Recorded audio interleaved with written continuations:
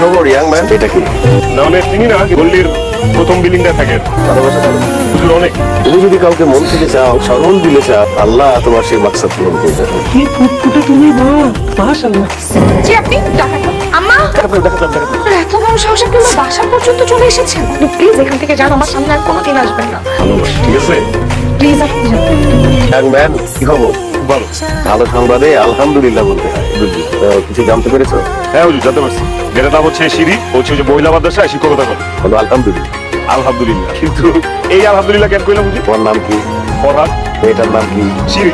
শিরিন ফরহাদের প্রেম কাহিনী শুনে নেই? হ্যাঁ শুনছি তো হুজুর, ওই হিট প্রেম কাহিনী। আমাদের মিলন অনিবার্য ইনশাআল্লাহ। আজান দিয়ে দিছে। আচ্ছা তুমিও চলো না আমার সাথে নামাজ পড়তে। হুজুর আমার তো পোশাক আশাক ঠিক নাই। আল্লাহ ভরসা, চলো একসাথে নামাজটা আদায় করি। আসো।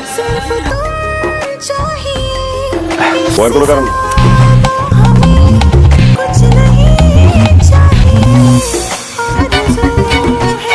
এমন একটা উদ্ভট আচরণ করার মানে কি? মধ্যে নিশ্চয় কোনো কুমতলব আছে। আহা, কুমতলব থাকলে আমার গায়ে হাত দিত, আমাকে স্পর্শ করতো, আমাকে নিয়ে গিয়ে একটা খারাপ কথা তো বলতো। এরকম কিছুই করে না। তুই এমন ভাবে কথা বলছিস মনে হচ্ছে গায়ে হাত দিলে খুব খুশি হচ্ছে। নাউজুবিল্লাহ মিন যালিক। মা ছি, কি সব পচা কথা বলবো।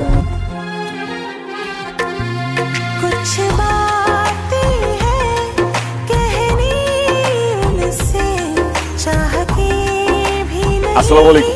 ওয়ালাইকুম আসসালাম ওয়া রাহমাতুল্লাহি ওয়া বারাকাতুহু। কি খবর ফরহাদ? আছো? আছি আলহামদুলিল্লাহ। তো তোমার শিরির খবর কি? কোনো খবর নাই হুজুর। তোমাকে যে করেই হোক কাছে যেতে হবে। কিন্তু কাছে কেমনে যাবো হুজুর? কাছে গেলে তো মাইরও দিতে পারে। তুমি এক কাজ করতে পারো, তুমি পরিধেয় বস্ত্র থেকে 8 আঙ্গুল পরিমাণ সুতা যদি নিয়ে আসতে পারো তাহলে কাজ হবে। আজানের সময় হয়ে গেছে, চল মসজিদে যাই। আসো, তুমি আসো। আজকেও যাবো হুজুর? আরে নামাজ পড়তে হয়, আসো আসো। ভালো রে, আই গরম ভাব। তুমি এখন কাপড় চুরি করে তারপর নেশা করবে? আমি সুতা দিতে আসছি। মায়ের শাড়ি থেকে সুতা? আমি বলবো মায়ের কাছ থেকে সুতা নিয়ে আসতাম। মায়ের শাড়ি? এই সুতা থেকে আনতে হবে করেছি। আমি না আসলে আপনার সুতা দিতে আসছি। অল্প একটু হেলিয়ে তার মানে এই জন্যই আপনি এতদিন ঘুরে করছিলেন আমার পিছনে, তো করে আপনি জাদুটনা করতে পারেন আমার আবেগ পোশাকের সুতা দিয়ে। কিছু না বলতে না বলতে আপনি মাথায় উঠে গেছেন। যেভাবে এসেছেন সেভাবে যান, আমি আপনার চেহারাও দেখতে চাই না। কোনদিন যদি আমি আপনাকে আমার সামনে দেখি, আমি এলাকা ছেড়ে দেব। কি ব্যাপার ফরহাদ, তুমি এখানে এইভাবে বসে আছো কেন? হুজুর মন মেজাজ ভালো না। আমার মনে হয় কি এসব প্রেম ভালোবাসা আমার জন্য। কি শিরিকে ভুলে যাবা? হুজুর আপনি সহজ কোনো কিছু দেন। একটাই পথ খোলা, ওর মন জয় করতে হবে তোমার। সামনে গেলে এবার কনফার্ম মাইর খাওয়া লাগবে। যে রাগী হুজুর।